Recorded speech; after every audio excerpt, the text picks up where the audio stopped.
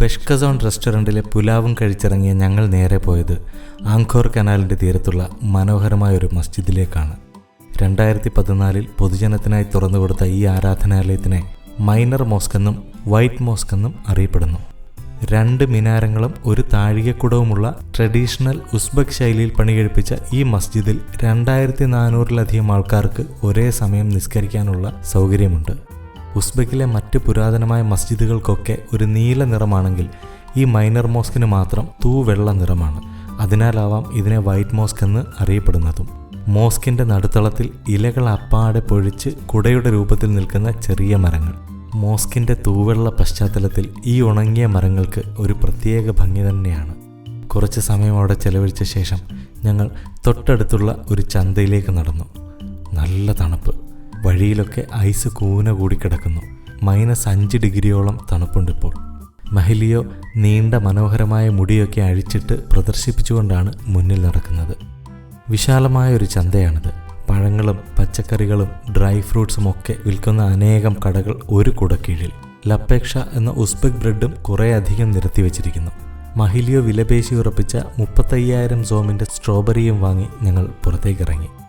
Tashkent നഗരത്തിൻ്റെ ഹൃദയഭാഗത്തുള്ള ചരിത്രമുറങ്ങുന്ന അമീർ Timur സ്ക്വയറിലേക്കാണ് ഞങ്ങളിനി പോകുന്നത്. വഴിയരികിൽ ഇലകളൊന്നുമില്ലാതെ നിൽക്കുന്ന ഈ മരച്ചില്ലകൾ കാണാൻ നല്ല ഭംഗി. ഇന്നലെ രാത്രി അമീർ തിമൂർ സ്ക്വയറിൻ്റെ ചിത്രങ്ങൾ ഗൂഗിൾ മാപ്പിൽ കണ്ട എനിക്ക് അത് നമ്മുടെ തൃശ്ശൂരിലെ പ്രസിദ്ധമായ തേക്കിൻകാട് മൈതാനത്തിനോടും അതിനെ ചുറ്റുന്ന സ്വരാജ് റൗണ്ടിനോടുമൊക്കെ സാമ്യമുള്ളതുപോലെ തോന്നിയിരുന്നു. അപ്പോൾ തന്നെ മനസ്സിലുറപ്പിച്ചതാണ് അവിടെ എത്തിക്കഴിഞ്ഞാൽ ആ റൗണ്ടിന് ചുറ്റും ഒന്ന് കാർ ഓടിക്കണമെന്ന്. അങ്ങനെ അമീർ തിമൂർ സ്ക്വയറിലെത്തിയ ഞങ്ങൾ കാർ പാർക്ക് ചെയ്യുന്നതിന് മുൻപ് ഈ തേക്കിൻകാട് മൈതാനത്തിന് ചുറ്റും ഒരു റൗണ്ട് അടിച്ചു. പ്രൗഢഗംഭീരമായ കെട്ടിടങ്ങൾ, മിക്കവയും സോവിയറ്റ് കാലത്തുള്ളവ തന്നെയാണ്. തേക്കിൻകാട് മൈതാനത്തിൻ്റെ അത്രയില്ലെങ്കിലും വിശാലമായ ഒരു മൈതാനമാണ് ഇതും. ഒരു വ്യത്യാസം മാത്രം. തൃശ്ശൂരിലെ തേക്കിൻകാട് മൈതാനത്തിന് നടുവിൽ ആനപ്പുറത്തെഴുന്നള്ളുന്ന വടക്കുംനാഥനാണെങ്കിൽ താഷ്കെൻഡിലെ ഈ മൈതാനത്തിന് നടുവിൽ കുതിരപ്പുറത്തേറിയ അമീർ തിമൂറാണ്. സ്ക്വയറിൻ്റെ ഒരു ഓരത്ത് വാഹനം പാർക്ക് ചെയ്ത് ഞങ്ങൾ ആ വിശാലമായ പാർക്കിൻ്റെ മധ്യത്തിലുള്ള അമീർ തിമൂർ പ്രതിമ ലക്ഷ്യമാക്കി നടന്നു. പിന്നിലായി കാണുന്ന വലിയ കെട്ടിടമാണ് ഹോട്ടൽ ഉസ്ബെക്കിസ്ഥാൻ. താഷ്കെൻഡിലെ ഒരു ഐക്കോണിക് സിംബലാണ് ഈ ഹോട്ടൽ. 1974 പണി പൂർത്തിയായ ഈ ഹോട്ടലിന് 17 നിലകളിലായി 250-ൽ പരം മുറികളുണ്ട്. ഞങ്ങൾ അമീർ തിമൂറിൻ്റെ പ്രതിമയുടെ അടുത്തേക്ക് നടക്കുകയാണ്. റഷ്യൻ ജനറലായിരുന്ന മിഖായിലാണ് 1882 ഈ അമീർ തിമൂർ സ്ക്വയർ സ്ഥാപിച്ചത്. ഞങ്ങൾ പ്രതിമയുടെ അടുത്തെത്തി. 14-ാം നൂറ്റാണ്ടിൽ ലോകത്തെ വിറപ്പിച്ച ഭരണാധികാരി. ആ പ്രതിമയുടെ ഗാംഭീര്യം കണ്ടാൽ തന്നെ അറിയാം അദ്ദേഹം എത്ര പ്രബലനും പരാക്രമിയുമായിരുന്നെന്ന്.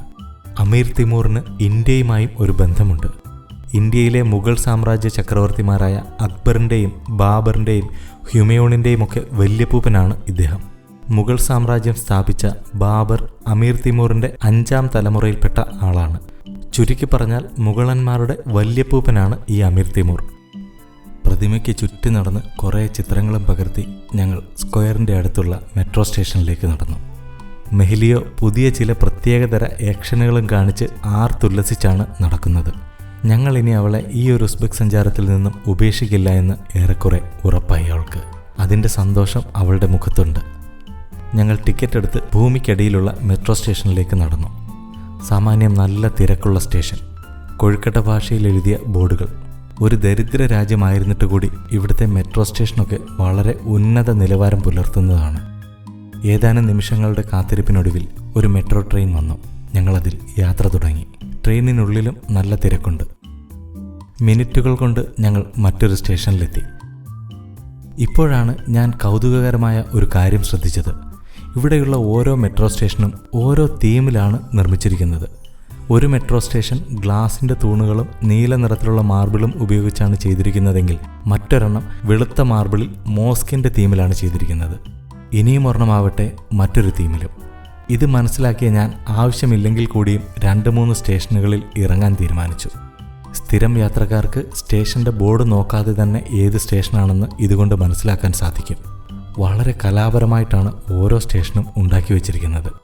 മധ്യേഷ്യയുടെയും പേർഷ്യയുടെയും റഷ്യയുടെയും ഒക്കെ ചുവ കലർന്ന ക്ലാസിക് നിർമ്മിതികൾ. അങ്ങനെ കുറേ സമയം മെട്രോ ട്രെയിനുകളിൽ അങ്ങോട്ടും ഇങ്ങോട്ടുമൊക്കെ കറങ്ങി നടന്ന ഞങ്ങൾ ചോർസു ബസാറിൻ്റെ അടുത്തുള്ള സ്റ്റേഷനിൽ ഇറങ്ങി. ചോർസു ബസാറിൻ്റെ അടുത്തുള്ള കുക്കൽദാഷ് മദ്രസ ലക്ഷ്യമാക്കിയാണ് ഞങ്ങളിപ്പോൾ നടക്കുന്നത്. 16-ാം നൂറ്റാണ്ടിൽ നിർമ്മിച്ച ഈ മദ്രസ അക്കാലത്തെ ഇസ്ലാമിക വിദ്യാഭ്യാസത്തിൻ്റെ ഒരു കേന്ദ്രമായിരുന്നു. ഉസ്ബക്കിൽ ഞാൻ കണ്ട മസ്ജിദുകളിലൊക്കെ ഏകദേശം ഒരേ തരത്തിലുള്ള വാസ്തുവിദ്യാ ശൈലി തന്നെയാണ് ഉപയോഗിച്ചിരിക്കുന്നത്. ഞങ്ങൾ മദ്രസയുടെ നടുമുറ്റത്തിലേക്ക് കടന്നു. ദീർഘചതുരാകൃതിയിലുള്ള ഒരു വലിയ നടുമുറ്റവും ആർച്ചുകളും വിദ്യാർത്ഥികൾക്ക് താമസിക്കാനുള്ള മുറികളുമൊക്കെയായി മനോഹരമായ ഒരു നിർമ്മിതി. നന്നായി സംരക്ഷിക്കുന്നുമുണ്ട്. 20-ാം നൂറ്റാണ്ടിൽ സോവിയറ്റ് കാലയളവിൽ ഉസ്ബെക്കിസ്ഥാനിലെ പല ചരിത്ര നിർമ്മിതികളും സംരക്ഷിക്കാനുള്ള ശ്രമങ്ങൾ നടത്തിയപ്പോൾ ഈ മദ്രസയുടെയും പുനരുദ്ധാരണം നടത്തിയിരുന്നു.